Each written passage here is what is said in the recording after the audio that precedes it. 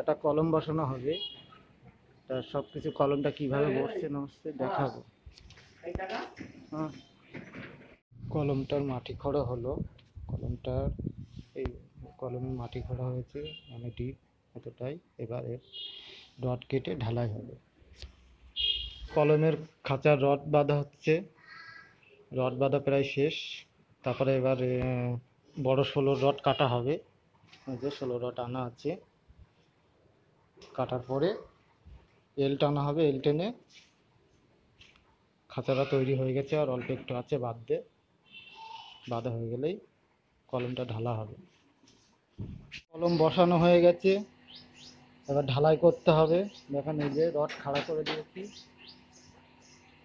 বেশি গর্ত কাটা হয়ে গেছে, জালি বেঁধে একদম রেডি।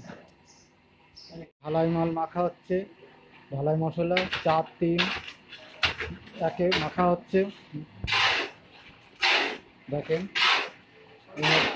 এই মশলা এবার দেওয়া হবে, মাখা হয়ে গেলেই কলমে ঢালা হবে। 1 টাকার মাল ঢালা হয়ে গেছে, আর 1 টাকার মাখা হচ্ছে। আমাদের হেড মিস্ত্রি দাঁড়িয়ে আছে, লেবার এই যে সিমেন্টের বস্তা কাটছে। মাখা হয়ে গেছে, আর যেটা ঢালা হয়ে গেছে সেটা দেখাচ্ছি আমি।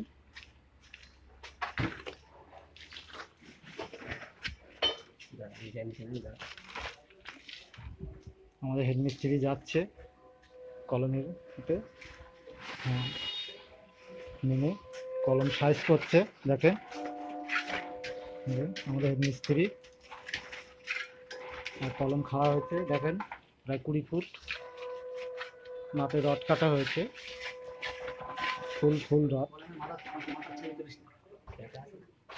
আর আমাদের হেড মিস্ত্রি ফিনিশ করছে। এবার ফুল ঢালা হয়ে গেলে তখন ফুলটা দেখিয়ে দেবে। কমপ্লিট হয়ে গেছে, কলমটা কমপ্লিট পুরো। এই যে পুরো ঢালাই কমপ্লিট হয়ে গেছে। কাল আবার এর পরবর্তী অংশ কালকে দেখাবো।